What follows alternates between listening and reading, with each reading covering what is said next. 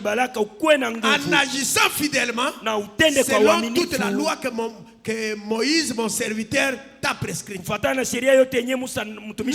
détourne ni à droite ni à gauche.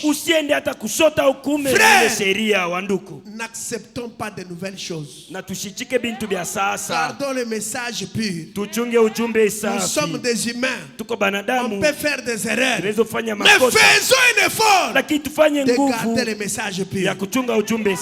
Répétons les bandes. Répétons ce que le prophète a dit. Et Dieu qui a été avec lui sera avec nous.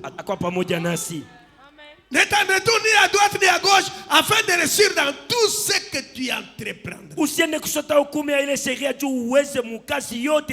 les croyants du message vont toucher à la magie? Pourquoi dans le message quelqu'un peut aller chez les roses chrétiennes? Pourquoi dans le message quelqu'un peut aller toucher au fétiche? Oh, je vais avoir l'argent, je vais soutenir l'œuvre de Dieu. Dieu ne te demande pas de l'aider. Lui, c'est lui qui a créé toutes choses. Frère, si tu es dans la magie, amène ça. Si tu as des fétiches, amène ça.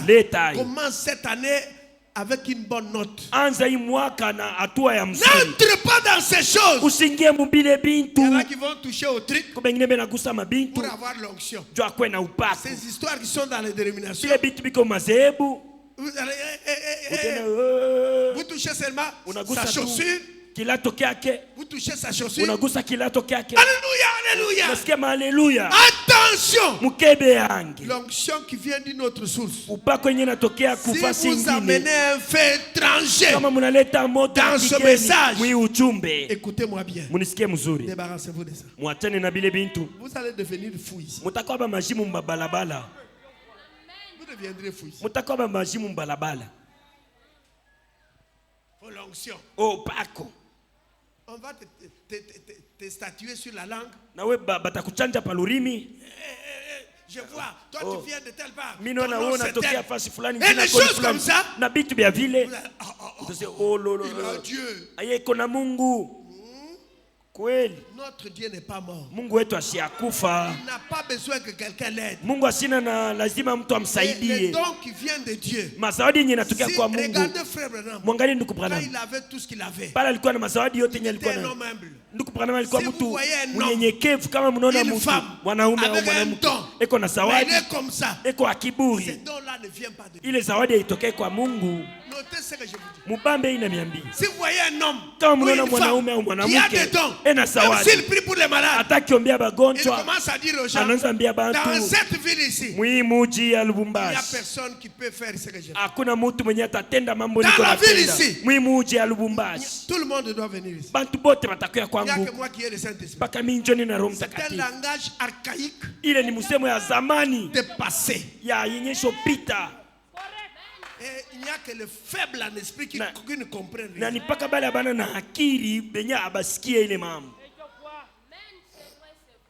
On m'a parlé d'un frère qui était ici. Il est quelque part.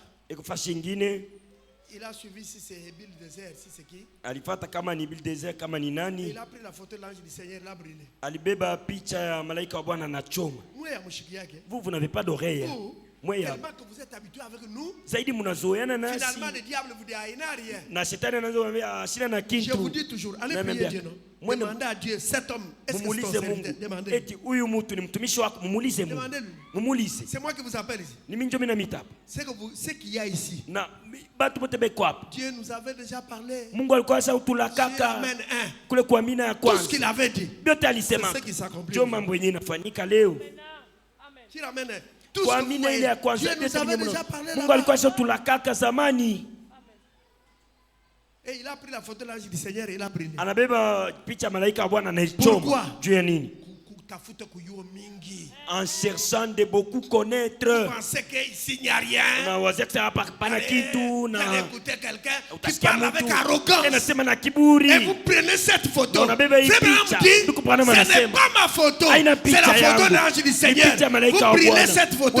C'est un péché impardonnable. Ça n'est fini. Ne t'en détourne ni à gauche afin de réussir dans tout ce que tu entreprends. Usiende kusota au kumewaisha ili ajue uwezo kazi yote yenye utatumika. Que ce livre de la loi ne s'éloigne point de ta bouche. Na hii kitabu ya sheria isiende mbali ya kinywa chako. Uifikirie usiku na mchana. Frère, médite la Bible. Wewe unapaswa kufikiria juu ya Biblia. Soma Lis Biblia. le message. Soma ujumbe. Lis le message. Soma ujumbe. Tu peux dormir. Nezolala. Tu es fatigué. Unachoka. 5 heures ou 4 heures tu te réveilles. 5 heures ou 4 heures unalamuka. Tu prends YouTube. Unabeba YouTube. Hier je n'étais pas à l'église. Jana siko kanisa. Tu mets. Unaweka ako. Mon cher, on m'a dit ce que tu avais écrit. On m'a dit que tu as dit, vous qui suivez la parole sur YouTube en ligne, est-ce que vous allez encore prendre la Sainte Seine en ligne? Na baniambia kusema mwe benye mnafuata neno mulinyi mutabeba na Sainte Seine mulinyi asorse bintu bya vile. Ça c'est une révélation. Ile ni ufunuo. Oui, ça c'est vrai. Ile ni ukweli. Au lieu de venir à l'église, pale huko kanisa. J'étais au bureau là. Je suis venu. C'est le premier dimanche. Na ilikuwa siku ya kwanza. Il y avait beaucoup de gens qui devaient chanter. Il fallait que je sois là aussi. Napasa nikwe pale na mimi. Que je chante aussi. Niimbe na mimi. Mais les gens qui ont chanté ont très bien chanté. Na batu balimba mzuri. Sœur Marie, tu m'as fait pleurer ici. Dada Marie unanililisha. C'était terrible. Ilikuwa nguvu. Vous ne vous rendez pas compte, ça allait tout droit au cœur. Amtajua ile upako iko nenda mara moja kuroho. Aide-moi Seigneur. Nisaidie Bwana. Sans toi, je suis un raté. Bila wewe nishakushindwa mambo yote. Sans toi je ne peux pas m'en sortir. Bila wewe Mungu sitaweza kintu. Au lieu de venir à l'église, pale ya kanisa, tu restes à la maison. Unabakia kwa kunyumba. On attendait l'ensemble. Et tu es en train de pulser les sombés. Je vais suivre en ligne. Amitaifata en ligne. Hein? Et l'offrande aussi te donne en ligne. Na sadaka utaitoa nayo en ligne. Parce que frère m'a dit que pour que le culte soit complet, il faut qu'une offrande soit prélevée. Ndugu bana sijua ibada yenye yani napasha sadaka utoe. En ligne si tu es en brousse. Mule en ligne kama en ligne si tu es loin de l'église. En ligne kama kwa mbali ya kanisa. Sur place. Lakini uko fasi yenye kanisa iko hapo. L'argent que vous cherchez là sans Dieu, vous avez déjà eu ça. Makuta yenye mnatafuta bila kuwa na Mungu mshaipata. Vous ne pouvez pas donner à Dieu la première place. Bala mpende mpa Mungu fasi ya kwanza mshaipata. Oui, attends motoka ya nkombo ya bantu bote bako na aona na. Vous même un véhicule d'occasion ici vous n'en avez pas. Attends kampango kenye bantu bote bako na uza aona na. Même une petite parcelle que tout le monde achète ici tu n'en as pas. Pourquoi? Dieu nini? Parce que tu ne veux pas donner à Dieu la première place. Tu apende kumpa Mungu fasi ya kwanza. Tu entres dans des tontines. Si c'est le tour de donner aux autres, médite les jours et nuits pour agir fidèlement selon tout ce qui est écrit, car c'est alors que tu auras du succès dans tes entreprises. Trouver quelqu'un en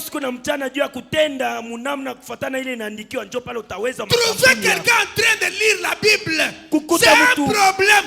Josué, si tu vas avoir du succès, médite la loi de Moïse. Jour et nuit, tu auras du succès.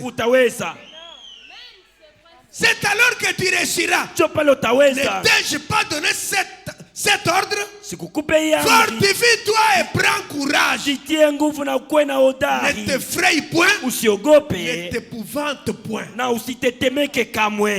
Vous tremblez pourquoi? Car l'Éternel ton Dieu est avec toi dans tout ce que tu entreprendras. N'aie pas peur. Ne tremble pas. Ne t'épouvante pas. L'Éternel ton Dieu est avec toi. C'est toi qui mettras ce peuple en possession du pays. Tenez-vous tranquille. Le message, tenez-vous tranquille. Le 18 mai 57. Paragraphe 18 et 19. Tenez-vous tranquille, prêchez le 18 mai 57, paragraphe 18 et 19. 10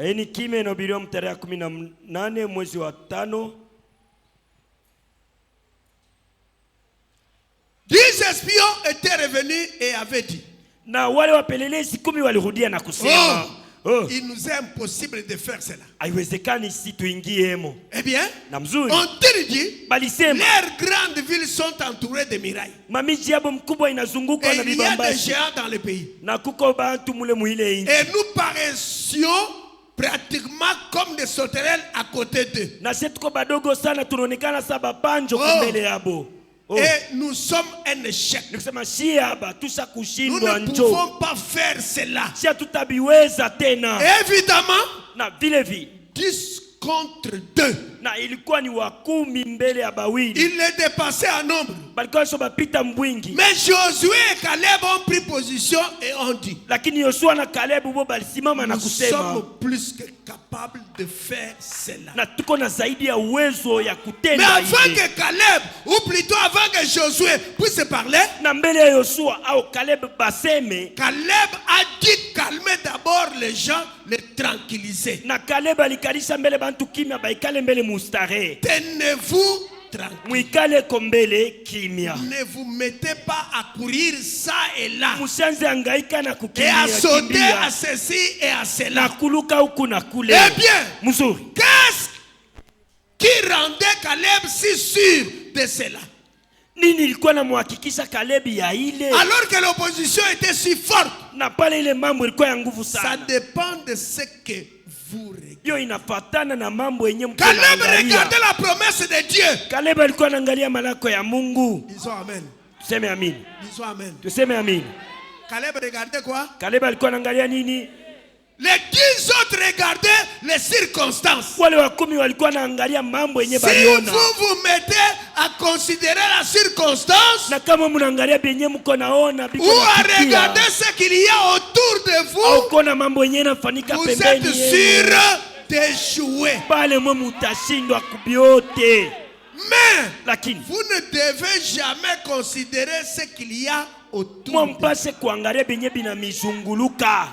Qu'arriverait-il si cet homme assis là, Na itafikia nini kama ule mwenye shekala kule à côté de son fils considéré, pembeni ya mwana wake na kuangalia considéré l'opposition là, na kona ile mapingano extropié dans ce fauteuil là? kiwete mwenye shekala pale? Frère Branham dit, Ndugu Branham anasema Caleb Caleb a d'abord fait taire le peuple. ya alikalisha mbele kimya taifa. Le problème des 12 espions. Mambo ya wale wapelelezi Ils 12 étaient envoyés par Moïse balitumiwa na Musa pour aller espionner le pays. juu ya kwenda kupeleleza inchi. Quand ils arrivent, Bali banafika ils ont vu que le pays était comme Dieu l'avait dit. baliona kusema inchi ilikuwa paka vile Mungu Ils aliwalaka. ont constaté que dans le message, il y a des bénédictions. Baliona kusema ujumbe mko mabaraka. Ils ont dit, Balisema c'est vrai, ni il ukweli, y a de lait qui coule, mko maziwa il yenye y iko a navuya, le miel, il y a tout. kuko asali na mambo yote. Mais Lakini ils ont regardé au fils d'Anak. baliangalia wana wa Anaki, Ils ont regardé aux Étiens, banaangalia wa Etienne, aux Phérésiens ba et à Phérésiens tous les peuples qui habitaient dans Canaan. na mataifa yote yalikuwa naishi mkanani.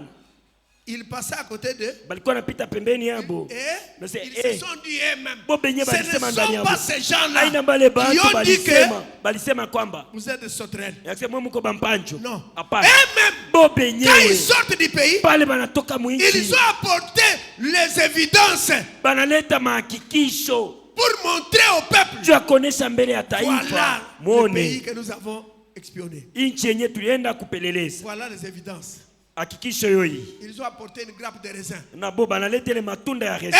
Le pays était réel. Na inchi ilikuwa ya kweli, C'était un beau pays ilikuwa inchi ya mzuri, où coulait le lait, le miel. kulikuwa na mvua ya maziwa na asali. Mais les Lakini 10 ont dit, wale wakumi walisema nous sommes nombreux shie tuko et bamingi, ils sont deux. bobe ko bawili. Vous allez accepter ce que les deux disent ou bien ce que nous. Mutechika bile bawili banasema au benye bakumi shie tunasema. Ces gens-là, Bale bantu n'osons pas. tusipimeni, Nous sommes comme des sauterelles. tuko saba mpanjo À côté d'eux, kumpembeni nous yabo, sommes comme des tuko sauterelles. saba mpanjo. Qu'on n'ose pas. Tusipime kwenda Ils vont nous bousiller. bo batatuharibisha. Frère Branham dit, Ndugu Branham anasema ne regardez pas autour de vous. mushangalie pembeni yenu Ce qui se passe autour de vous. mambo yenyewe napitikana Même si pembeni vous êtes yenu. dans un quartier où personne n'a une voiture, Hata kama mkartie yenye hakuna ne mtu asozaka regardez pas motoka, ces gens-là. ushangalie bale Toi, bantu tu fais bale partie d'une autre kwa famille. mjamaa ingine.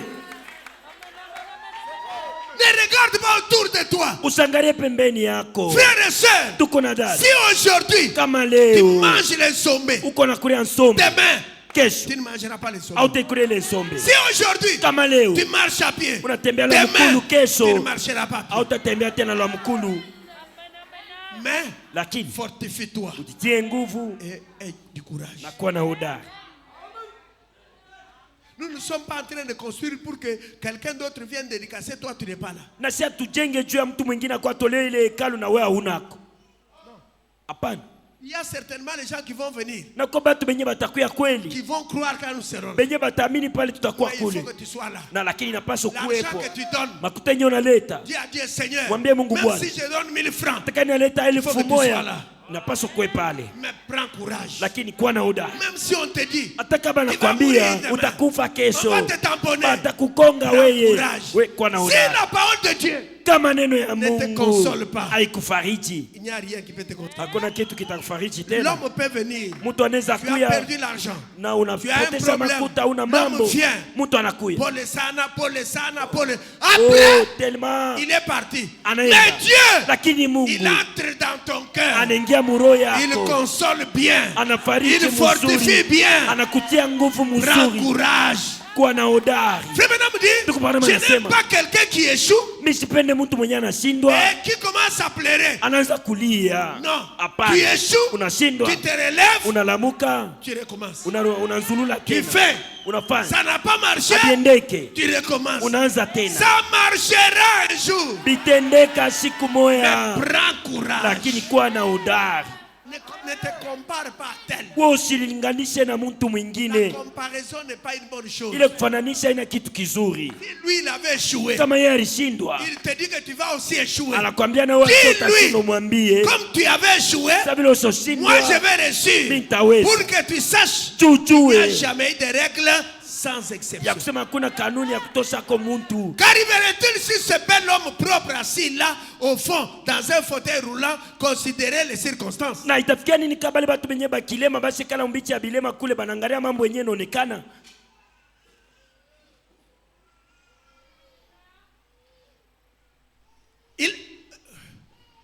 Qu'arriverait-il si cette femme assise dans ce fauteuil là, penché en arrière, considérer les circonstances?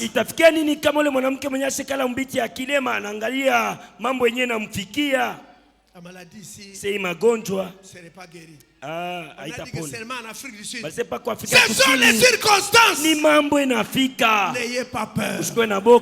La situation est sous contrôle. Qu'arriverait-il sur cette pauvre femme aveugle qui s'appuie sur l'épaule de quelqu'un pensé aux circonstances? Le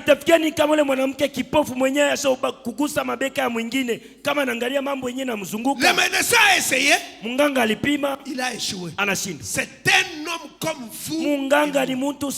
Et si vous considérez cela, alors vous serez un échec pour commencer avec ça. Le médecin a essayé de vous soigner. Il a échoué. C'est un homme comme toi et moi. Mais il y a les médecins de tous les médecins. Nous devons apprendre à lui faire. Mais le chrétien ne considère pas les circonstances. Il considère la parole et se tient tranquille.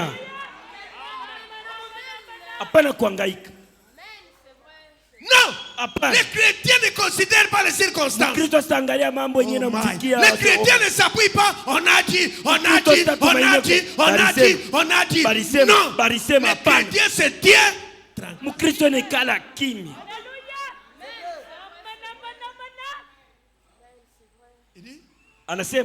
Le chrétien ne considère pas les circonstances. Il considère la parole et se tient tranquille. Dieu l'a dit. Mkristo yastangalia mambo yenyewe namfikia yeye, anaangalia tu ile yenyewe neno la Mungu ilimwambia na anekala pale. Kama Mungu alishasema na ile mambo ilishia pale.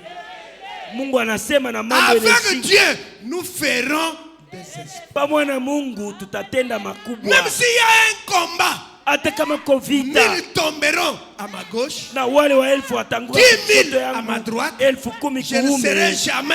Abatani bamba. Les chrétiens regardent à la parole. Mkristo anaangalia kuneno. Il ne s'agite pas. Yastangaika. Il est tranquille. Eko pale kimya. Il y a des problèmes. Komambo. Que dit la parole. Na neno nasema nini cha ile mambo? Chokwa Mkristo. On a un problème. Que dit le prophète? Que dit frère Branham? Voilà un chrétien du message. Il y a un problème. On a dit quoi? J'ai vu que c'est des temps l'esprit de famille. Vous allez voir un frère, vous lui parlez, il ne comprend pas. La famille a dit, nous avons, notre famille a dit, vous avez beaucoup détruit les problèmes avec des mariages. Je vous ai déjà parlé plusieurs fois. C'est vous qui amenez les gens à faire des erreurs. Regardez une grande église comme ça. Vous vous mariez, vous invitez 5 personnes. Et les autres ici, vous invitez les pentecôtistes qui amènent des robes cassées, des jupes compliquées.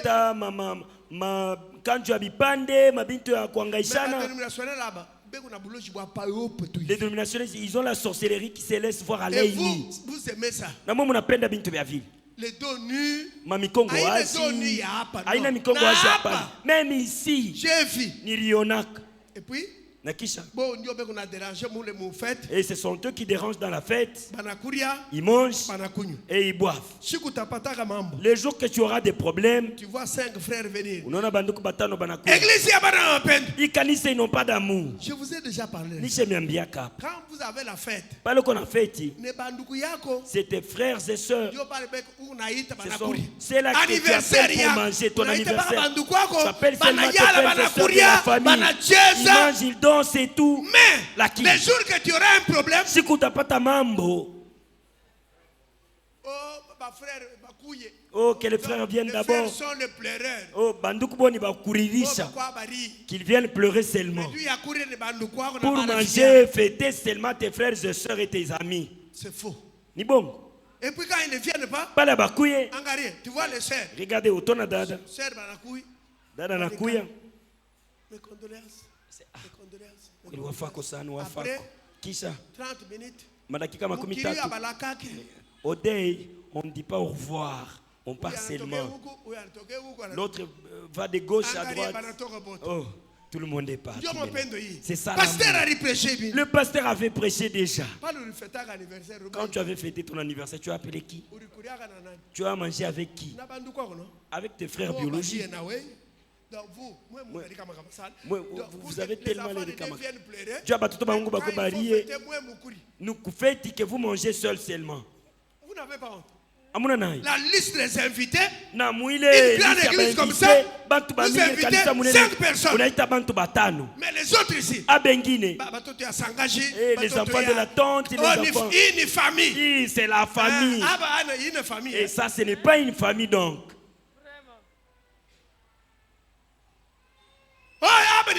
Oh, ça c'est la famille. Et après, vous vous plaignez. Quand vous avez, quand c'est dans les moments de joie, vous n'invitez pas les frères. Vous n'invitez pas les sœurs. Vous voulez que les sœurs viennent dormir avec vous. D'ailleurs, elles viennent même, elles ne pleurent même plus. Quand tu fêtais, tu les avais appelées. Ces gens-là doivent venir seulement pour pleurer. C'est comme s'ils ont des larmes seulement pour rien comme ça. Les larmes aussi, on pleure quelqu'un ici, on les connaît aussi. Tu ne connais personne et tu arrives aussi là. Vous dites parce que les gens qui crient au deuil là, je les ai vus au cimetière quelque part.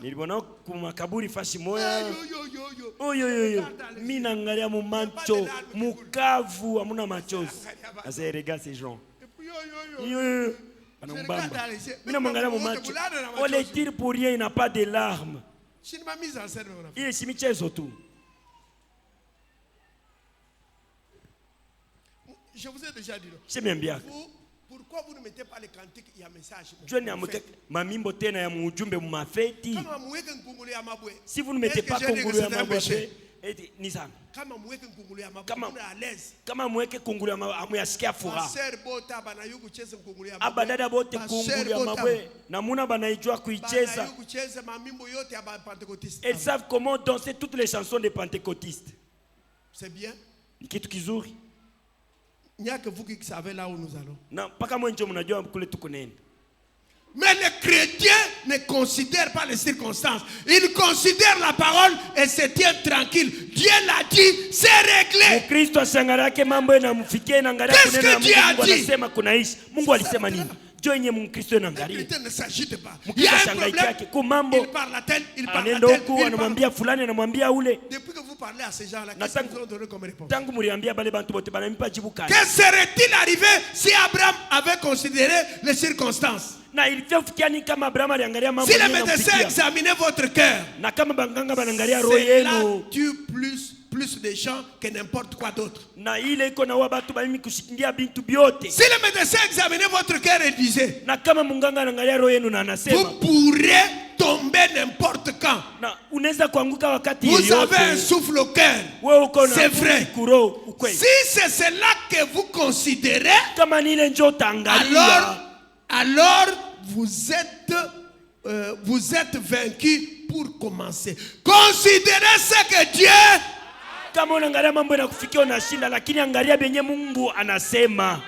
Écoutez frère. Peut-être que je suis en erreur, que Dieu me pardonne. Vous pouvez dire.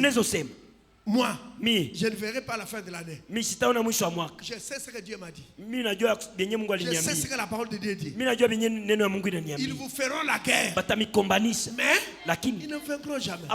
Si le médecin dit, vous avez un problème au cœur. Le médecin dit, vous pouvez tomber n'importe quand. Attention, le médecin c'est un homme comme toi et moi. Mais qu'est-ce que Dieu a dit? Je suis l'Éternel qui te guérit de toute maladie. Ça c'est ce que Dieu a dit. Je m'arrête là. Si Dieu ne me guérit pas, si je mourrais, c'est sa volonté. Pour venir sur la terre, je lui avais demandé. Mon cher, c'est toi qui commences. Nous imposons le même vendredi. Après, c'est toi qui commences dimanche. C'est toi qui avec Richard. C'est toi qui vas commencer à prêcher. C'est toi qui l'avais créé. Vous savez, nous, même moi, même toi, nous pouvons partir. Qui peut juger Dieu? Nani mwenye atamuhukumu Mungu? Hakuna mtu. Vous devez savoir que nous sommes des pèlerins. Et des passagers. Nous ne sommes pas éternellement ici. Qui fera 100 ans ici? Qui? Même les bébés qui sont ici. Nous allons partir un à un. Si le Seigneur tarde, nous quittons la terre un à un. Et quand quelqu'un quitte, ça nous fait mal. Nous sommes des hommes, nous pleurons, mais nos larmes ne ramènent pas la personne. À un moment donné, ils vont dire, Dieu a décidé. Qu'est-ce que je dois faire? Tu vas aller les porter plainte. Chez Gabriel. Quoi, Gabriel? Tu vas porter plainte Dieu chez Gabriel. Tu vas lui porter plainte chez Ou ta moustaki kwa nani? Il n'y a point autre chose que Dieu. Hakuna kitu kingine kama ina Mungu. Si Dieu te donne le souffle de vie. Kama Mungu anakupa pumzi ya uzima. Pose-toi la question. Qu'est-ce que j'ai fait pour Dieu? L'année passée. Mwaka yenye napita hii. Nilimfanyia Mungu. Si le médecin te dit. Kama munganga anakuambia. Avec telle maladie. Na hii magonjwa hii. Tu vas mourir. Utakufa. Si tu considères ce qu'il dit. Kama unaangalia binye munganga anasema utakufa. Mais si tu dis, lakini ukisema Dieu a dit, Mungu alisema, je suis l'Éternel, niko wa milele, qui pardonne mwenye kona toutes tes iniquités, uovu et qui guérit na mwenye toutes tes maladies. Magonjwa yako yote. Vous savez ce que parfois je dis à Dieu? Na mnajua mara nyingine namwambia Mungu, je dis Seigneur, c'est Bwana, pour cette maladie. Dieu magonjwa. Si c'est Louis II qui avait écrit ce verset, na kama ni Louis II anaandika hii andiko, que cette maladie continue. Na hii magonjwa iendelee. Mais si c'est toi kama ni wewe Mungu qui avait parlé, ulisema, je ne veux plus entendre encore cette maladie. Mimi sipende tena kusikia hii magonjwa.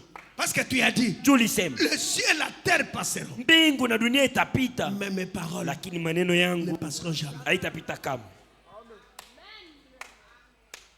Pendant que nous sommes en bonne santé, servons le Seigneur, réveillons-nous, servons Dieu. Servons Dieu. Amène les âmes à Christ. Combien de gens ils se moquent du message, ils se moquent de Jésus. Amène ces âmes à Christ. Invite tes amis. Il peut devenir diacre demain. Il peut devenir huissier demain. Amène-les au Seigneur. Tu as fait quel travail l'année passée? Si le médecin te dit, même si quelqu'un te dit, avec ce problème, tu ne trouveras pas de solution. Avec cette maladie, tu vas mourir. Il y a même des gens qui disent, tu vois cette maladie que tu as ici. Il y a mon frère qui était mort avec cette maladie. Je connais encore mon autre ami qui était mort. Ce sont eux, pas moi. Apanami. Tu dois apprendre à refuser. Même si on te dit, on a rêvé, tu es mort, on t'a vu dans le cercueil, immédiatement dit je refuse. Je refuse de partir. Je ne suis pas prêt. Je suis en train de contribuer pour la construction du tabernacle. Je refuse. Même si on te dit j'ai rêvé, tu as fait l'accident, on t'a amputé la jambe, dites je refuse. Je refuse ça. Qu'il te soit fait selon ta volonté. Qu'il te soit fait selon ta foi. J'ai rêvé. Les bandits sont entrés. Ils ont pris tout l'argent. Ils ont pris les enfants. On l'a mis dans le congélateur. Dites que cela soit nul et sans effet.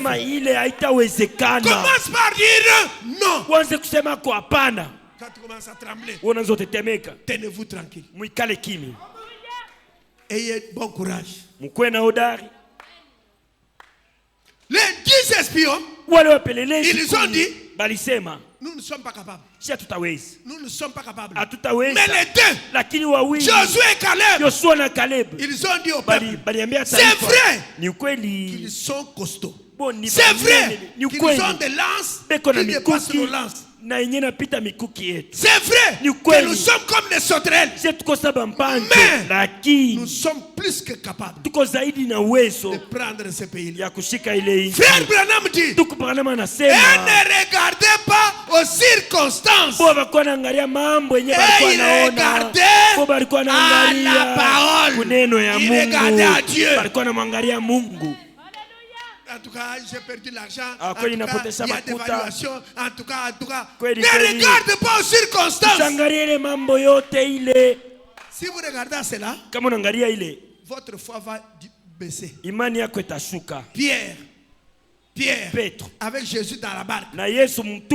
Et Jésus était fatigué, il dormait. Quand les vagues ont commencé à soulever la barque, Pierre a pleuré avec les autres. Mais ils ont dit, réveillons-le. Réveillez Jésus. Il y a un problème. Réveillez-le. C'est comme si Jésus n'est pas là. Il est là. Dans ta maison, au service, à l'école, au marché. Il est avec toi.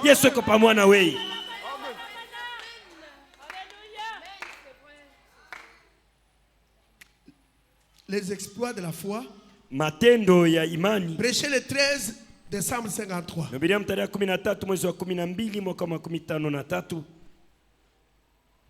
Ça, vous pouvez lire à la maison, ça dit la même chose. Prenons les témoins. Le témoin prêché le 5 avril 53. Paragraphe 88 et 90. Jusqu'à 90. Les témoins prêché le 5 avril 53, 88 jusqu'à 90.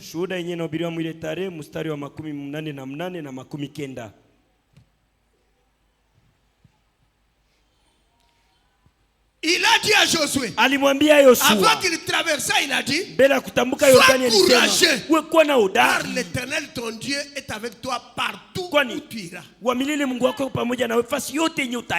Vous dites, c'est ça mon problème.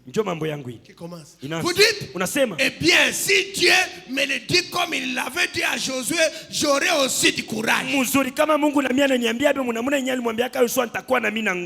Il a dit à chaque croyant la même. Na Mungu aliambia kila mwaminifu kitu kimoya kimoya. Il a dit à chaque croyant la même. Mungu aliambia kila mwaminifu kitu kimoya kimoya. Il a dit quoi?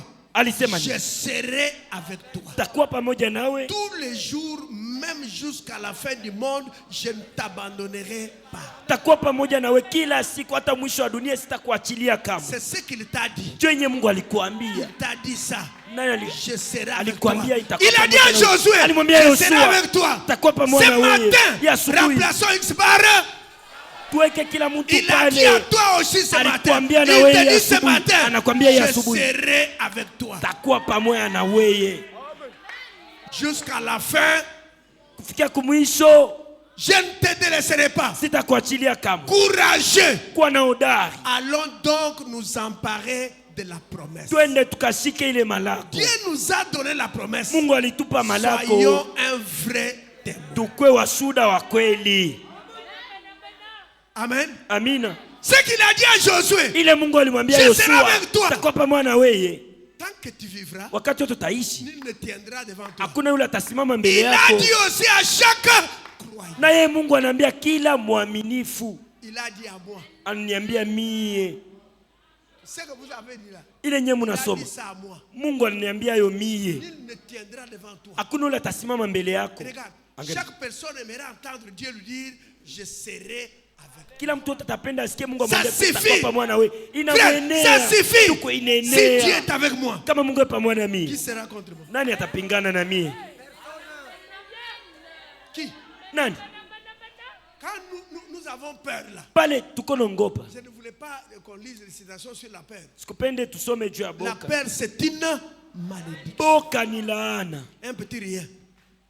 Toi, tu es capable, la nuit tu sors, tu vois même une souche, une montre. C'est une personne. Il n'y a rien qui arrive aux chrétiens par hasard. Rien. Toute chose, bonne ou mauvaise, concourt à notre bien. Nous avons dansé avec Daddy ici. Il te dit aussi ce matin, je serai avec toi, mais fortifie-toi. Prends courage. Partout où tu iras, même sur le bus, sache, il est avec moi. Même quand tu vas à pied, au marché, pour acheter les légumes, sache qu'il est avec toi. Pourquoi avons-nous peur? Prenons courage. Cette année qui est devant nous, là où on a échoué, c'est là que nous aurons la victoire. Et Ebenezer, là où on a eu l'échec, c'est là qu'on va réussir. N'ayons pas peur. Il est avec nous. C'est frère. La chose qui console mon âme, le Dieu du ciel dit, il est avec moi. Ça suffit. Même si les hommes ne sont pas avec moi, mais lui est avec moi. Même si je suis seul dans la chambre, si je suis seul, mais à moi, Dieu est avec moi. Ça suffit. Qui me fera du mal? Si Dieu est avec moi, l'allié de taille, l'éternel puissant dans la bataille, lui, il n'a jamais perdu un combat. S'il est avec toi, qu'est-ce que la sorcellerie? Et regarde, vous qui avez peur, je l'ai dit au nom de Jésus, il n'y aura rien qui va vous arriver. Notez ce que j'ai dit. Même si le véhicule fait des tonneaux, vous allez sortir sain et sauf. Il est avec nous. Nous avons pris position pour son message. Ce qu'il a dit à Josué. Tant que tu vivras, il ne tiendra devant toi. Tant que tu vivras, il ne tiendra devant toi. Aucune maladie. Les maladies viendront. Mais à moins que ce soit la volonté de Dieu. D'ailleurs, je vous dis ceci. Notez ça. C'est que vous aviez perdu l'année passée. Je vous le donne. Comment? Je serai avec toi. Ça suffit. Quand je marche, même si je me blesse, ça n'annule pas le fait qu'il est avec moi. Même si je dors affamé, mais je crois qu'il est avec moi. Même si je n'ai pas d'habit, mais lui, il est avec moi. Même si je suis en train d'aller à l'université, je n'ai pas l'argent pour prendre la moto. Ce n'est pas un problème. Je marche à pied aujourd'hui. Demain, je serai à bord d'un véhicule. Je vais rouler carrosse. Frère, si Dieu me donne le Saint-Esprit, qu'est-ce qu'il vaut plus que le Saint-Esprit? Je vous ai déjà dit, soyez convaincus qu'avant d'aller à la dédicace, beaucoup de gens ici auront des véhicules. Ne regarde pas les sur. Oh, ce n'est pas le travail. Ne regarde pas ça. Il est Jéhovah. Si tu ne crois pas, c'est ton problème. Si tu ne crois pas. Frère Raphaël, vous venez de Dieu. Et tu pars comment? Tu pars comme ceci ou comme cela. Raphaël te dit, je vais comme ça. Comme ça, Ivi, prenez-moi aussi. Laissez-moi tel pas. Ni mambo yako. Oui. Tout est possible. Amini yote inawezekana. Si vous ne voyez pas ça, vous regardez. Kama muamini inamiangalia.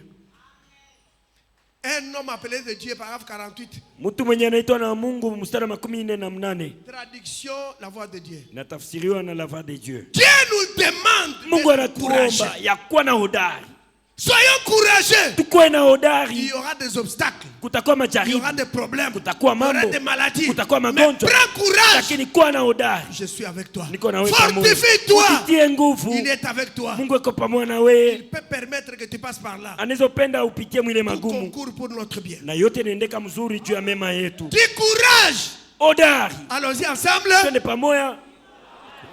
Allons-y ensemble. Twende pamoja.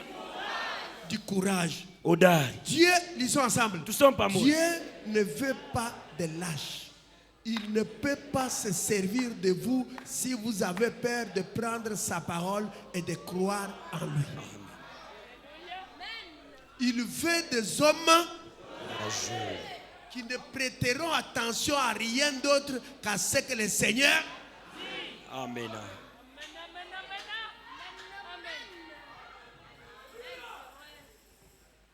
Fortifie-toi. Prends courage. Dieu Mungu n'aime pas de lâches. Asipendake watu wavivu wa kuachilia. Wakati unasikia boka. Hata mpenzi unasikia boka. Dieu n'aime pas de peureux. Mungu asipendai batu baboka. Mungu asipendai batu bakukimbia vita. Mungu asitakutumikisha. Kama uko mtu aukimbia. Allez prier à la montagne. Kwenda kukomba kumulima. Oh seul. Oh mimo. On va me tuer. Dieu ne peut pas vous utiliser. Mungu asitakutumikisha. Vous êtes à l'église. Uko mkanisa. Vous constatez que unaona kusema personne. Hamuna muntu. Vous vous retrouvez seul. Unajikuta wewe moya. Vous dites au concierge. Sasa unaambia ule nachunga. En tout cas, oh, il n'y a personne, je suis seul ici. Comme ça, et moi je rentre alors. Ne commettez jamais cette erreur. Musifanye kama ile kosa. Si vous rentrez, kama unarudia, vous avez raté les bénédictions. bado unakosa mabaraka. Du courage. Kuwa na hodari. Dieu n'utilise pas de lâches. Mungu asitumikisake Dieu n'utilise pas de plaintifs. Mungu asitumikisake batu bakuritombolea. Pas que tu vas cette année. Cette année, nous ne savons pas. Et comment cette année va se terminer, nous ne savons pas. Chaque année, bonne année. Et après, les gens commencent à se plaindre. Prends courage. Il y aura des obstacles, mais tu vas les franchir. Parce que Dieu est avec toi. Il y aura des problèmes, mais le Dieu qui est avec toi, il te guidera. Il te donnera la sagesse. N'aie pas peur. La peur, c'est une malédiction. N'aie pas peur. Ne t'effraie pas. Ne t'épouvante pas. Ce qu'il a dit à Josué, il le dit à toi et à moi. Nami kuwa na udari. Vous voulez commencer à construire une maison? Kujenga nyumba. Oh, l'argent j'en aurai. Décourage. Kuwa na udari. Lui, il pourvoira. Atatayarisha. Dis Seigneur, c'est toi qui m'as donné cette terre. C'est toi qui m'as donné le paix d'argent. Je commence la construction. Toi viens. Entre en scène. Dieu ne va pas laisser les païens se moquer de toi. Il faut savoir ça. Même si tu as échoué à un examen ou à une interrogation, ne fais pas la valise. Je rentre au village. La sorcellerie tu échoues, tu reprends. Mais dans ton cœur, dis, je suis vainqueur. Et frère me dit, le vainqueur ne lâche pas. Il ne lâche pas. Un vainqueur, il échoue, il reprend. Il échoue, il reprend. Mais du courage. Nous ne savons pas ce que cette année nous réserve. Mais nous savons une chose. Que Dieu tient cette année dans sa main. Et celui qui tient l'année dans sa main, il nous dit ce matin, nul ne tiendra devant nous. Et nous ayons du courage. Et si on est courageux dans les décisions, tu veux faire des choses, tu as de grands projets, du courage. Il y a des grands projets. Il y a des gens qui viennent. Toi, tu as combien d'argent? 12 000 $. Oh. Toi, tu joues 12 000 $. Ça fera quoi? Et tu vas faire une entreprise avec 12 000 $. C'est lui qui avait multiplié le pain et le poisson. Il n'est pas mort. Il est le grand Jésus. Il prendra ce que tu as là. Il a demandé à Moïse, qu'as-tu dans ta main? Ce que tu as là, lui récupère, il multiplie ça. Du courage. Devant un obstacle, ne recule pas. Ne commence pas à pleurer. Il y a des gens, il est devant un problème, il commence à pleurer. Pourquoi tu pleures? Moi ici au Katanga, je n'ai personne comme frère. Je n'ai ni grand frère, ni frère. Je suis seul ici. Du courage! Dieu n'utilise pas de lâches. Il n'utilise pas des gens comme ça. Un frère m'avait posé la question. Est-ce qu'un chrétien peut construire un hôtel? Je lui ai posé la question. Quand nous voyageons, est-ce que nous dormons dans les hôtels?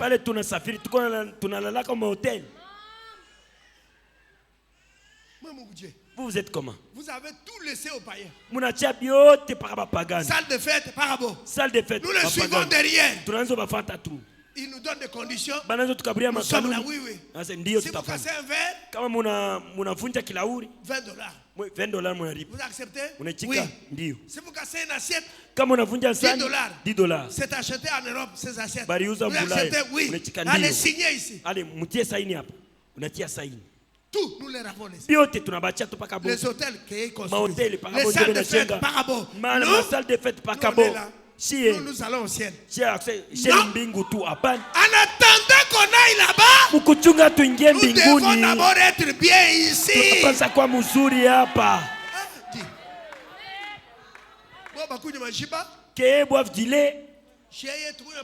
Et nous, que nous vivons seulement de l'eau. Pourquoi? Nous allons manger au ciel. Arrêtez vos histoires là. On commence par ici. Pourquoi il y a des réunions de résurrection. Partout dans la résurrection, il y aura à manger aujourd'hui. C'est normal. Nous, on ne peut pas manger pourquoi? Qu'est-ce qu'on a fait pour ne pas manger? Nos frères qui sont au Canada, ils n'iront pas au ciel. Nous, on ne mange même pas rien de spécialisé. Nous avons laissé tout aux païens. Ma société de transport par rapport. Ma société de transport par rapport. Ah non, le diable nous attaque. Oh, c'est courage. Prends courage. Mais que les autres se réfèrent à toi. Que tu deviennes un modèle pour les autres. Mais prends courage. Si tu as un grand projet, amène ça devant Dieu. Avec Dieu, nous ferons des exploits. Mais pour y arriver, il faut du courage. Fortifie-toi, croyant. Prends courage. Pourquoi tu te plains? Pourquoi tu vois la sorcellerie partout? Oh, si ceci est arrivé, c'est parce que les sorciers de chez moi. Si ceci est arrivé, c'est parce que les sorciers de chez moi. Non, frère, non. Même si tu as repris l'année à l'université, prends courage. L'année, cette année, c'est ton année. 2026, c'est votre année. C'est votre année. Même si vous refusez, ça vous regarde. C'est votre année. Est-ce que vous croyez ça?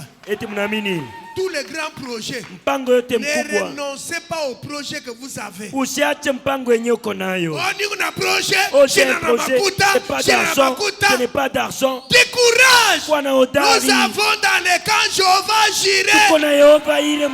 Si tu as échoué hier dans un projet, ça n'a pas marché. Cette année, ça doit marcher. Mais pour que ça marche, fortifie-toi. Prends courage. Dieu n'utilise pas les lâches. Il perd $100. Il commence à pleurer partout. Tu sais, j'ai perdu $100. Ça, c'est ma deuxième fois de perdre. Vous savez, j'ai perdu $100. J'ai perdu $100, frère Vicky. Cet argent, ça part où? Vous savez, ma femme, j'ai perdu $100. Il va parler à tout le monde. C'est rien. Le Dieu qui est avec toi, il est plus que $100. Tu penses que Dieu peut te laisser toi pleurer pour que les païens viennent se moquer de toi? Vous pensez des choses comme ça? Un enfant pleure. Bonbon. J'ai pas d'argent. Bonbon. Tu le frappes un peu, il n'entend pas. Mais comme il ne cesse de pleurer, tu sors. Mon cher, l'homme qui va au kiosque là, donne-moi d'abord 3 bonbons. Je viendrai te donner l'argent demain. On te donne les bonbons. Tu arrives, tu donnes les bonbons. Essuie les larmes. Notre Dieu fait plus que ça. Dieu ne veut pas te voir avec des larmes. Dieu n'aime pas voir ses enfants. Ça lui fait mal. Quand tu pleures là, c'est comme si lui était mort. Prends courage. Même si les problèmes t'arrivent, Dieu est toujours avec toi. Il ne va pas t'abandonner. Il ne laissera pas tes collègues se moquer de toi. C'est avec cette trempe-là qu'il agit. C'est avec ces gens qui sont courageux que Dieu agit. On t'envoie à Kashobwe pour une mission de 20 jours. Oh, il y a des pygmées là-bas. Ils tuent les gens. Décourage. Dieu n'agit pas avec des peureux. C'est avec cette trempe-là qu'il agit. Qu'importe ce que l'église peut dire, ce que le pasteur peut dire, la position que peut prendre l'église, lui, il prend position pour Dieu et pour la justice et pour sa parole. Yatasimama juu ya ile Mungu anasema juu ya haki na neno ya Mungu. Voilà les hommes que Dieu enverra en ce jour pour son réveil, que son peuple réclame par la prière. Jo pale bantu benye Mungu atatuma juu ya uamsho wake benye taifa yake iko naomba kumaombi. Fortifie-toi. Ujitie nguvu. Croyant, fortifie-toi. Mwaminifu ujitie nguvu. Et prends courage. Na kuwa na hodari. Je suis en train de terminer. Niko namaliza. La foi par l'expérience. Imani kupitia matendo. Prêchez le 25. Biblia mtarehe 25. Le 25 mars. Mwezi wa 3. Le 25 mars. Mwezi wa 3. 58.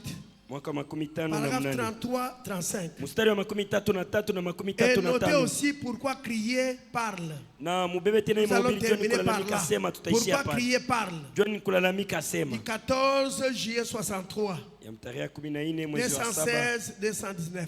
206 na 209. La foi par l'expérience.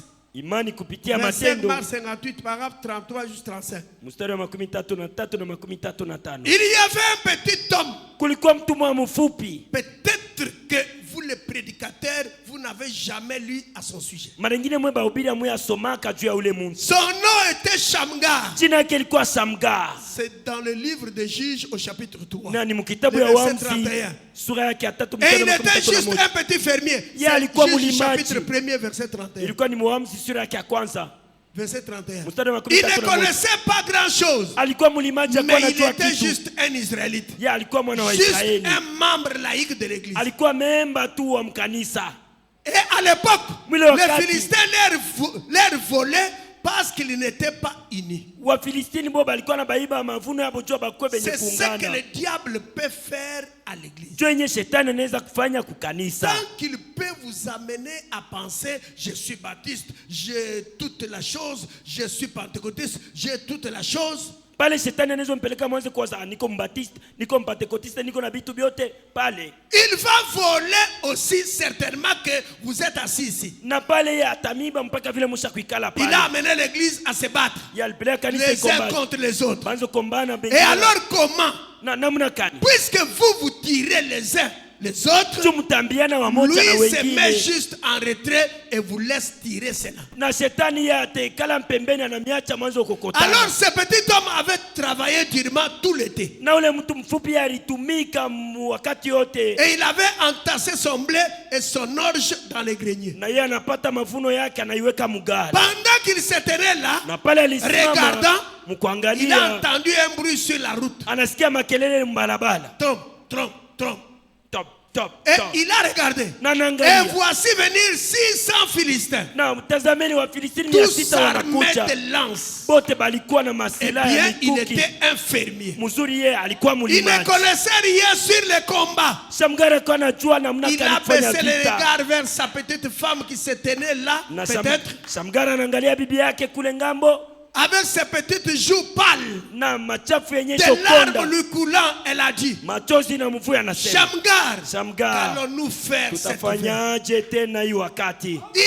sa petite fille, les bras dénudés, la petite jupe déchirée, peut-être appuyée contre le mur, en train de pleurer. Qu'était-ce? Les Philistins venaient emporter ce qu'il avait. C'est ce que le diable fait. Vous savez quoi? Shamgar s'est mis à réfléchir. Vous savez, je ne suis pas un combattant. Mais je suis un fils d'Abraham. Je suis de la tribu et de la lignée. Et je suis circoncis. Je sais que mon Dieu vit toujours. Je sais que mon Dieu vit. Et une crise approche. Alors, l'Esprit du Seigneur est venu. Il a sauté en plein milieu de la route avec un aiguillon à baie à main. Akaruga katikati ya barabara na muti ya kuongoza nayo ngombe. Eh bien, c'est un bâton avec une petite bosse au bout. Na ilikuwa ni kamuti kenye kasho kunjama. Avec laquelle on peut donner un coup au bœuf et le faire labourer. Na ile muti yenye utapika bangombe na chuba lile. Et il a sauté là avec un aiguillon à baie en plein et il a tué 600 Philistins. Na aliluka na kale kamuti kale kabangombe na yeye anaua ba Filistini 600. Pourquoi? Tu as nini? Parce qu'il savait ce qu'il était, un Israélite. Tu Samgara alikuwa anajua mwana wa Israeli ni nani. Il avait un droit. Il avait accès à ces droits donnés par Dieu. Il était circoncis. Et tout homme ici qui a été circoncis par l'Esprit de Dieu, qui est né de nouveau, quiconque parmi vous est malade, le diable est un bluffeur. Il va vous voler. Il va faire pâlir vos joues. Il fera tout son possible. Mais vous n'avez pas enduré cela davantage. Vous dites, je ne suis pas un prédicateur. Mais vous êtes Il ne savait pas comment combattre. Il a dit, je ne sais rien au sujet de la foi. Avancez de toute façon. Oui. Un jour, j'entrais dans une basse. Écoutez, nous allons lire ça, regardez d'abord ça. Écoutez frère, Shamgar n'était pas un combattant. Il n'était pas un militaire. Il n'était pas un guerrier. Il était un fermier. Les Philistins venaient chaque année. Ils prenaient. Ils partaient avec ça. Les Philistins venaient chaque année. Ils prenaient. Ils partaient avec ça. Mais un jour, il entend des bruits. Il ouvre la fenêtre. Il regarde 600 Philistins. 600 démons. Il regarde. Sa femme dit, Shamgar, qu'allons-nous faire? Les Philistins sont encore. Et cette femme avait maigri. Sa fille, sa petite jupe était déchirée. Elle avait la peau sur les os. Qu'allons-nous faire? Shamgar dit, il a commencé à réfléchir. Je te prie, commence par réfléchir. Il dit, je ne suis pas un militaire. C'est vrai. Je n'ai pas de lance. C'est vrai. Je n'ai pas d'épée. C'est vrai. Mais je suis un enfant d'Israël. Je suis circoncis. Je suis de la lignée d'Abraham. Et Dieu m'a dit qu'il sera avec moi. Il a saisi l'aiguillon à baie. Il est sorti. Il a tué 600 Philistins. Frère dit, pour qu'il fasse ça, l'Esprit de Dieu était venu. Il en était de même avec Samson. Samson, pour qu'il ait la force de tuer les Philistins. La Bible dit, l'Esprit de Dieu est venu sur lui. Maintenant, Église, écoutez-moi. Pour que nous puissions nous en sortir, il faut le Saint-Esprit. Mercredi prochain, mercredi, jeudi, vendredi, nous avons jeûne. Imposition de main vendredi. C'est les jeûnes à sec. Si vous voulez manger, ça me regarde. Mais vendredi, imposition de main. Pour que Shamgar puisse tuer 600 Philistins, l'Esprit de Dieu est venu sur lui. Sans cela, nous sommes toujours un échec. Un jour, j'entrais dans une base ou dans un stade de football. Et j'ai vu accroché au mur une petite chose qui m'a toujours frappé. Voici ce qui était écrit. Ce n'est pas le poids du chien dans le combat. C'est la combativité dans le chien qui compte. C'est ce qui fait la chose. Si vous êtes un gros chien et juste un lâche, on va vous battre à tout moment.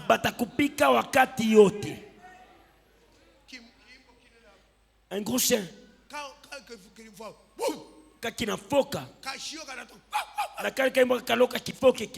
Un gros chien. Mais vous pouvez être un chiot et avoir beaucoup de courage. Vous pouvez faire fuir l'ennemi chaque fois. C'est la dimension du Dieu du ciel dans le cœur. Et il est un grand Dieu et un bon. Il couvre tout l'espace et le temps. Certainement, c'est dont l'église a besoin ce matin. C'est notre tour vers Dieu. Ce matin, l'église a besoin de notre tour vers Dieu. Retour à la Pentecôte. Et alors nous aurons la victoire. Shamgar a reconnu ce qu'il était. S'il vous plaît. Ne murmurez pas, je suis à la fin. Mon cher, mettez-nous, parce qu'il faudrait que vous puissiez savoir qui vous êtes. La foi parfaite. Après la foi parfaite, nous lisons pour la dernière citation là. La foi parfaite. 68. 68, la foi parfaite. Traduction, la voix de Dieu, paragraphe 68, la foi parfaite. Mes frères, nous devons savoir. Shamgar a dit. Il vante ce qu'il est. Moi, je suis un enfant d'Israël. Je suis la lignée d'Abraham. Alors, la seule chose que vous devez faire, c'est d'avoir foi en ce que vous êtes. Dites un peu amen. Dites amen. La seule chose que vous devez faire, c'est avoir foi en ce que vous êtes.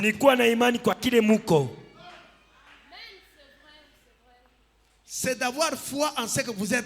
Ayez foi dans ce que la parole dit que vous êtes. Jésus avait foi dans la parole de Dieu qui disait ce qu'il était. Il est écrit de moi. David dans les psaumes, les prophètes et tous les autres n'ont-ils pas parlé de lui? Je suis le pain de vie qui vient de Dieu et qui est descendu du ciel. Amen. Je suis cet arbre de vie du jardin d'Éden. Je suis toutes ces choses. Je suis celui qui suis. Il savait avec cette foi parfaite qu'il était le Messie ouin et que l'Esprit de Dieu était sur lui. Il dit de moi-même je ne peux rien faire, mais c'est ma foi en Dieu. Dieu était en lui. La parole est rendue manifeste. Et quand la parole de Dieu vient en vous, elle est rendue manifeste. Car vous êtes un croyant. Voyez-vous? Et un croyant, c'est la foi de Dieu agissant.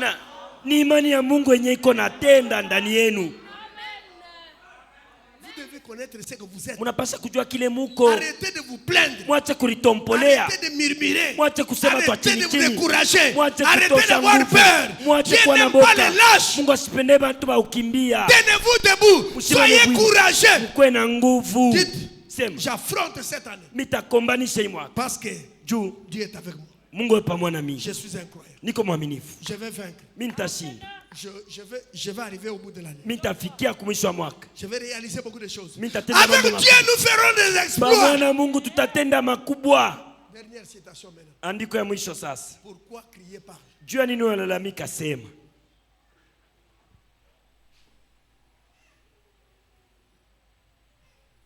Prêchez le 14 juillet 63, 216 jusqu'à 219 et on arrête.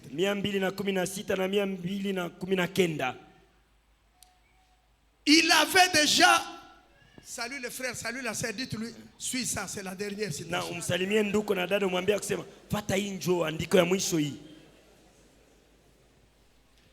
Il avait déjà prophétisé.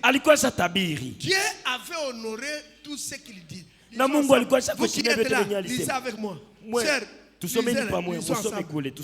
il avait déjà prophétisé. Dieu avait honoré tout ce qu'il disait et il était appelé pour cette tâche. Pourquoi devait-il donc dire que dois-je faire s'il y avait un besoin? C'était à lui de parler pour ça. Dieu voulait que Moïse mette en action ses dons de foi qu'il lui avait donnés. Dieu l'avait confirmé. C'était la vérité. Et Dieu voulait que Moïse, que le peuple voie qu'il était avec Moïse. Et lui là-bas, attendait disant, bon, Seigneur, je ne suis qu'un enfant. J'attends que tu me parles maintenant. Oui, j'irai faire ceci. J'ai ainsi par l'Éternel. Frère, est-ce ainsi par l'Éternel? Oui, oui, frère. Moïse, c'est ainsi par l'Éternel. Oui. D'accord. Nous l'avons maintenant, ainsi dit le Seigneur. Et cela arriva, cela ne faillit pas une seule fois. Cela ne faillit jamais.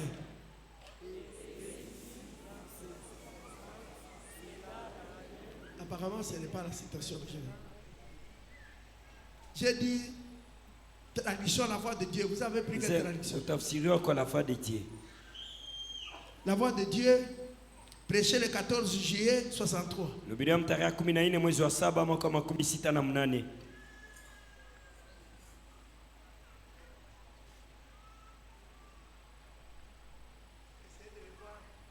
Est-ce que nous arrêtons là?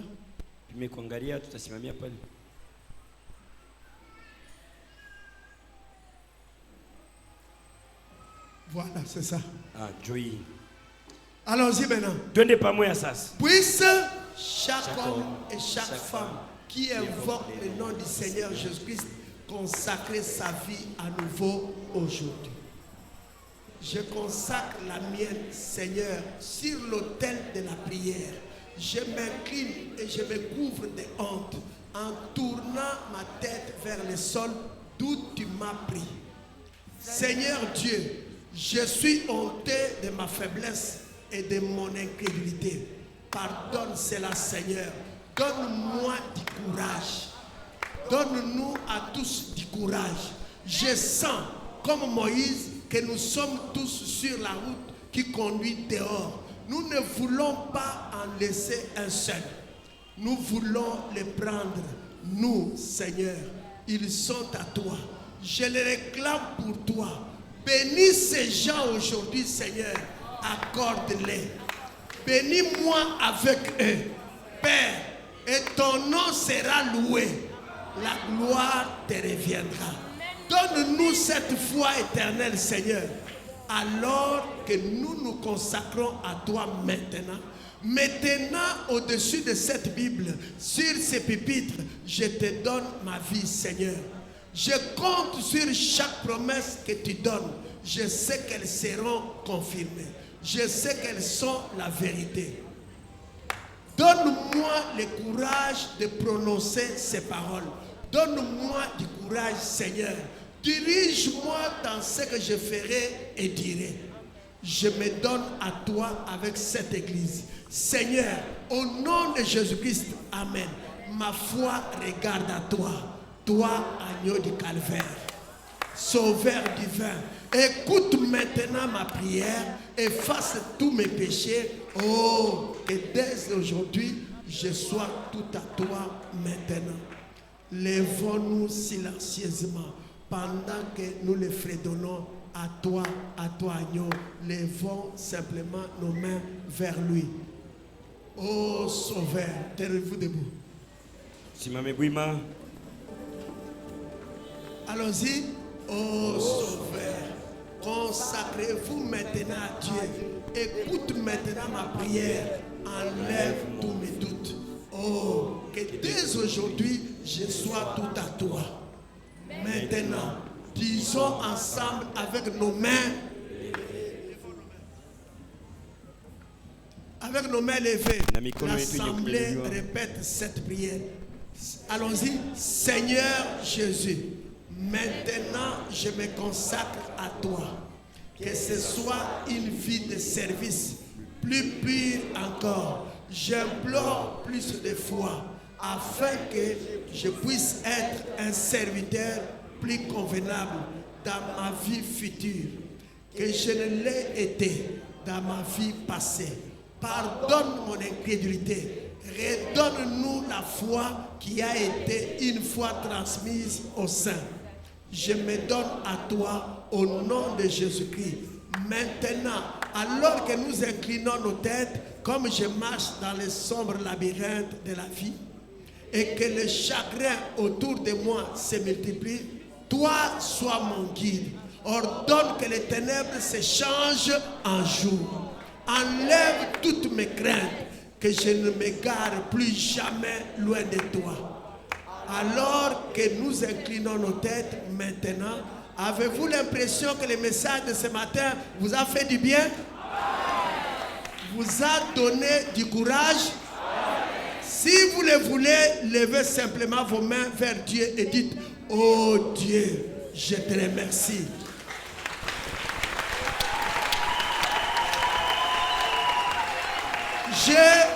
J'ai levé mes deux mains parce que je sens que cela m'a aidé. Cela m'a donné du courage. Certaines des choses que j'ai dites, je ne pensais pas les dire, mais c'est déjà fait. C'est une réprimande pour moi. Je ne me suis pas trouvé dans l'état que je pensais, mais j'ai découvert que j'étais coupable de crier tout le temps plutôt que de parler. Est-ce qu'on peut lever nos mains? Répétons cette prière. Oh Dieu, ce matin, j'ai entendu ta parole. Tu m'as réprimandé. À cause de mes craintes. À cause de mes frayeurs. À cause de ma peur. À cause de ma lâcheté. Mais je te demande pardon. Père, pour cette année qui commence, je te supplie de me donner du courage. Donne-moi la force d'aller au front, de combattre le bon combat. Que je ne recule jamais. Que j'aille toujours de l'avant. Je crois. Je vais vaincre.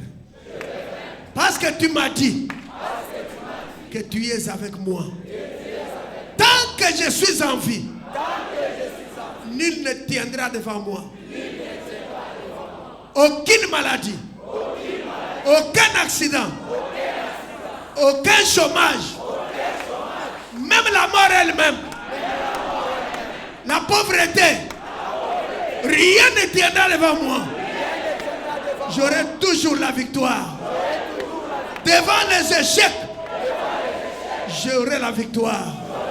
Devant la maladie, j'aurai la victoire. Devant les sorciers, j'aurai la victoire. Devant les féticheurs, j'aurai la victoire. Devant la pauvreté, j'aurai la victoire. Je suis un vainqueur. Redonne-moi la force. Donne-moi la vie de prière.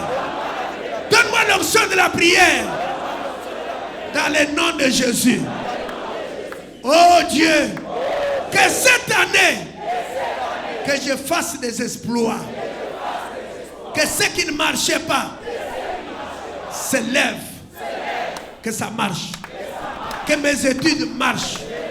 Que mes affaires marchent. Que ma maison marche. Que mes enfants marchent. Que mon mari marche. Que ma femme marche. Père, tout ce qui était tombé dans ma maison, que ça se relève. Oh Dieu, je me consacre à toi. Pour cette année, je ne veux plus vivre la vie mondaine. Je te prie. Donne-moi la nausée. Que je ne boive plus la bière. Ni le whisky. Que je ne tombe pas vers les femmes. Que je ne tombe pas vers les hommes. Père, que je vive une vie de victoire. Que je ne force rien. Que la prière devienne ma vie. Ouvre les fenêtres du ciel. Que la rosée du ciel puisse tomber dans cette église, dans mes études, dans mes affaires, dans mes enfants, dans ma maison. Au nom puissant de Jésus. Père, nous construisons le tabernacle. Garde-nous en bonne santé jusqu'à la dédicace. Que chacun de nous ait l'argent. Qu'il achète les véhicules. Qu'ils achètent les parcelles. Qu'ils construisent. Qu'ils soient en bonne santé. Pour la gloire de ton nom. Ce matin, nous déclarons que nous avons du courage. Que nous n'allons pas reculer. Que nous n'allons pas trembler. Parce que tu es avec nous. Merci. Merci. Merci.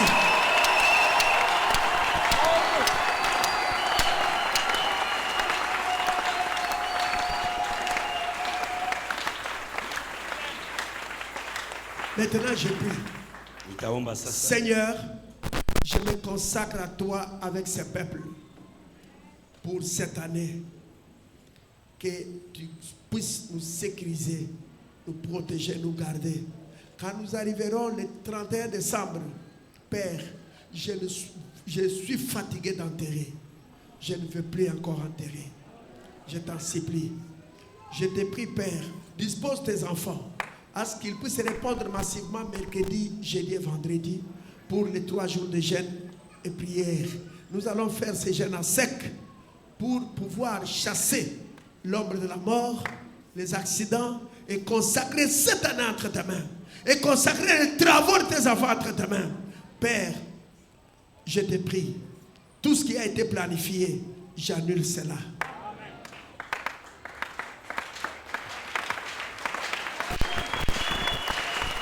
Et ce que je te demande ce matin, donne du courage à ce peuple.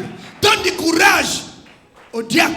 Donne du courage à leurs épouses. Donne du courage aux administrateurs. Donne du courage à leurs femmes. Donne du courage aux huissiers et leurs femmes. Donne du courage aux interprètes. Donne du courage aux voix secondaires. Donne du courage aux concierges. Donne du courage à Men Multimédia. Donne du courage aux instrumentistes. Donne du courage aux directeurs de chants. Donne du courage à moi aussi, Seigneur.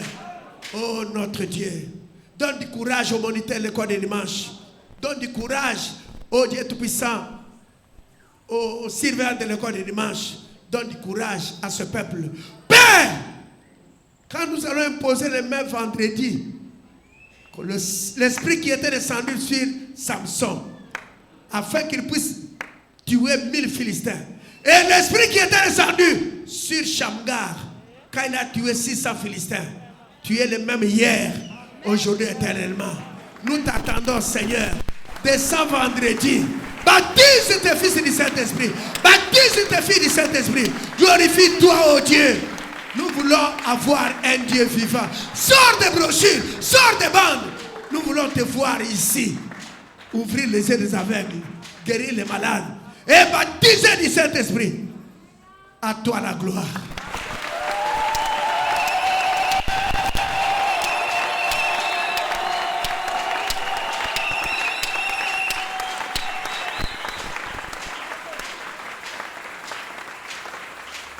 Ceux qui sont assis, veuillez vous tenir debout.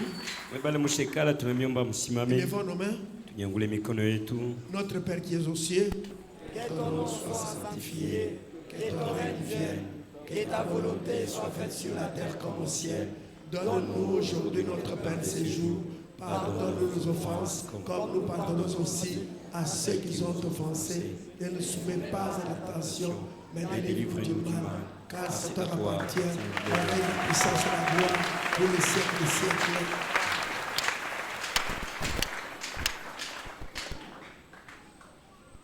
Est-ce qu'on peut acclamer pour les